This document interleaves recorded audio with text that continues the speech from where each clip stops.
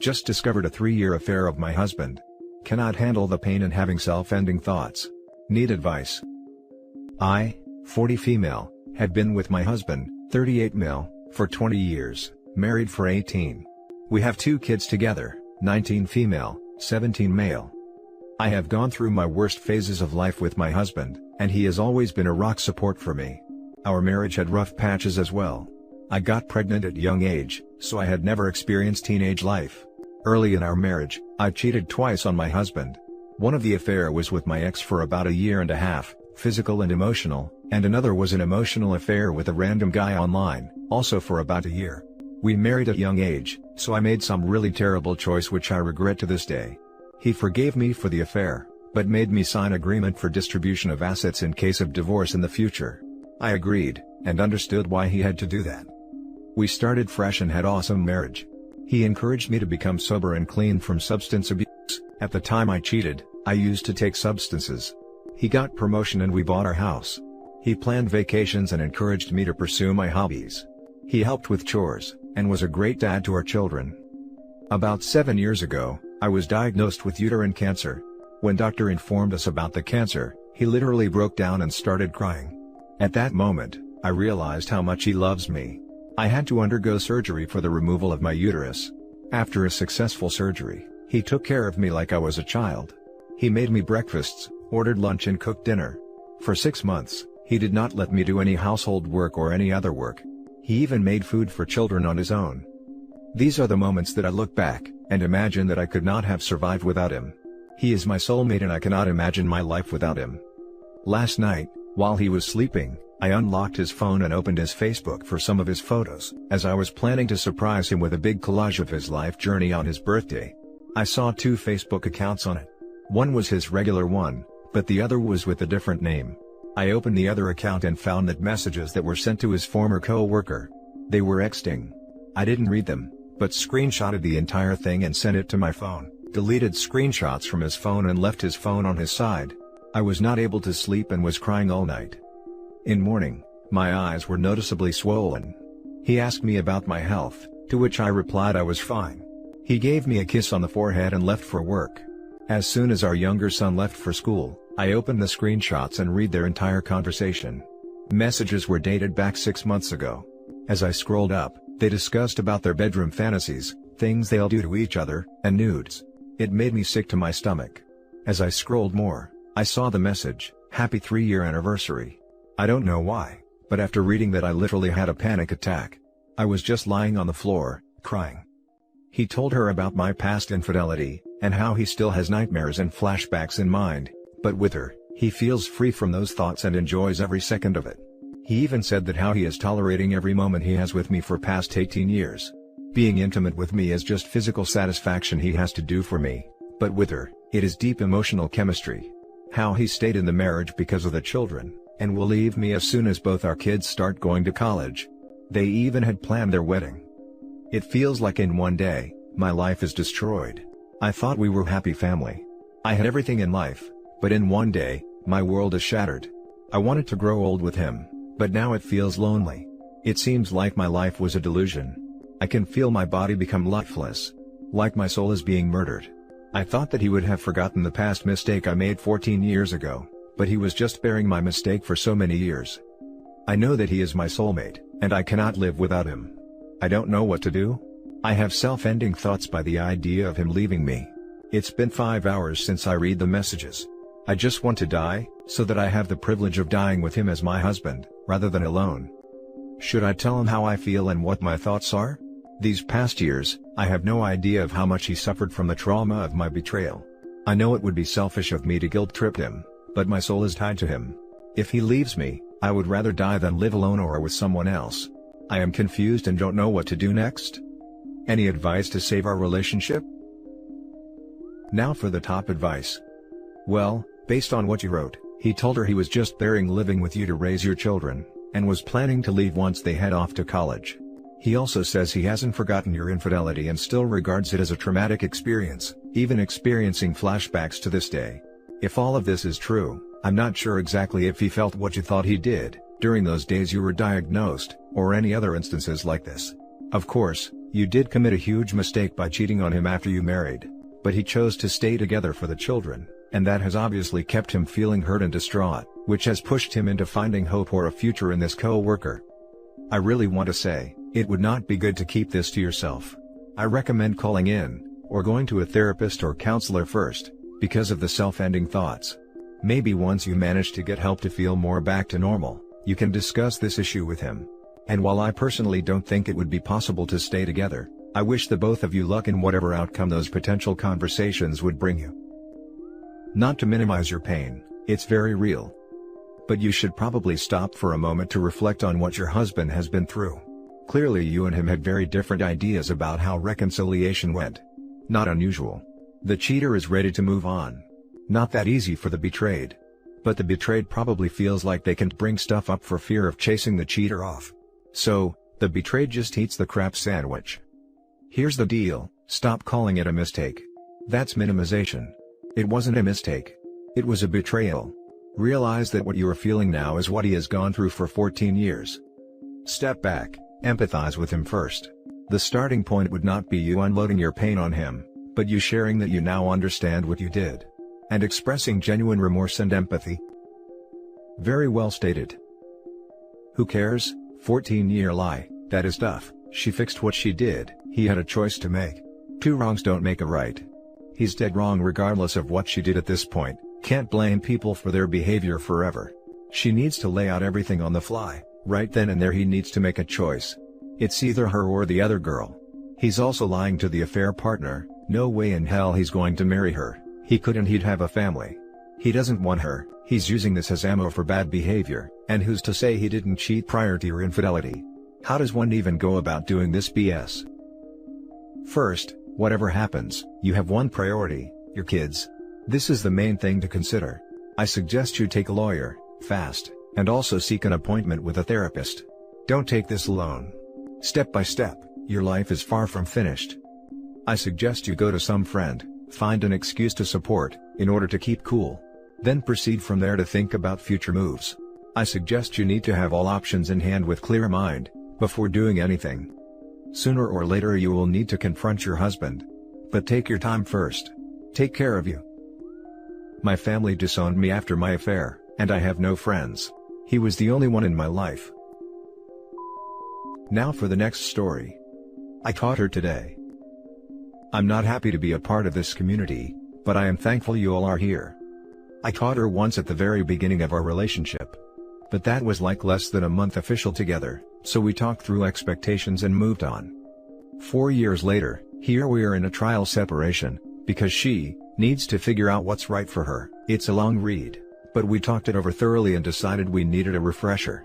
Part of the plan was that she needed to get out of the house and start hanging out with her friends again, which she has been doing a lot, like going out 4 or 5 times a week. I never question or grill her, just wish her well, and tell her to be safe and call me if she needs anything at all. We still live together but have been sleeping in separate rooms, and I can hear when she comes home. Due to my fears of a repeat situation, we outlined our expectations going into this, and seeing other people was not an option and was very clearly off the table. Her mother also lives with us and is nice enough, but is pretty obviously poison in her ear, and is a very, I don't need no man. All men are pigs kind of person. She has also slept with something like 15 guys in the less than year she's been here. I always let the dogs out at 6 a.m., and just so happened to bump into her coming home. I was sleepy and muttered an "Oh hey, where'd you go?" Just trying to be friendly. She came back with, "Uck Nathan stood me up," and her eyes got wide as she realized she was talking to me and not her mother. She's on Tinder again. I told her I was leaving and needed to get out of the house, before I end myself. Not being manipulative, I have a history of severe depression and was legitimately concerned I wouldn't be able to restrain myself. Her only response was, "Please don't go, I can't afford rent by myself," which just absolutely broke me. In my darkest moments, face to face with the person who redefined my expectations of love, the woman I was ready to commit my life to, my reason why, I was reduced to how much I contributed financially. The same paycheck she has been using to screw other guys. I don't know what to do. I'm sobbing and shaking, I haven't slept in days. I'm messing up at work. I've developed a drinking problem again. I was 2 years sober, and I'm ready to let go and end it all with a magnificent downward spiral. What the hell am I supposed to do? There is no reason anymore. Why should I wake up? Why should I care about my body? Why should I care about anyone? I have no friends, no family, and I mean none. I'm just naked, alone and crying in an empty house. There is no bright side, I have nothing left. Now for the top advice. Hey, first of all, I'm so sorry that you've joined this club, no one wants to be here. It sucks frown. I also have mental health struggles, and when I found out I was being cheated on a month ago, I went into a pretty magnificent downward spiral as well. I was also several years sober and threw it away. I want you to know you're not alone in your struggles. It is really important that you take care of your mental health, and the first step is putting the bottle down. You did it before, you can do it again. It is never too late. Next step is to get in with your doctor and talk about adjusting, or starting medication if you're not on any. You can request a mental health assessment where they will go over all possible conditions, and work out a treatment plan for you using therapy and/or medication. Also, leave. Screw her. She can get evicted and use one of her Tinder dates to pay her way. Take your life back. Sorry once again, and I know how hard it is. Especially when you have the issues we do, it seems impossible to go on sometimes. But there is light in the end of the tunnel, you've just got to take the first step towards it. Good luck. I am so sorry this happened to you. I know how hard and how terrible this feels, and for someone to treat you so horribly. I am here to remind you that she is the one who is a very crap person. She is the one who actually has nothing, it's not you. You have a heart. You gave her and her mother, which was way too kind, a place to stay. You have so much to live for, and so many women would match the qualities that you provide. This isn't the end of your life, it's now a beginning for you to get someone you deserve. This is a fresh start. Her actions have nothing to do with your worth. She is the liar, the unstable one. You have no issues whatsoever. Please remember who you are. Life is always worth living. Even if it's on your own. The world is a wonderful place to be. Please stop drinking. Take that energy and channel it into something more important, working out, meeting new friends, developing new hobbies. You deserve happiness. And the only way to be happy is to get away from her. Don't you realize she is the one pulling down your mental health? Making you feel like not the best version of yourself? Please learn to love yourself again. You are worth it. Please get out as quickly as possible. It's clear this woman has no interest in the psychological damage she is doing. Textbook narcissist. You owe her nothing. You know who she is now. Edit. You guys, I'm overwhelmed right now.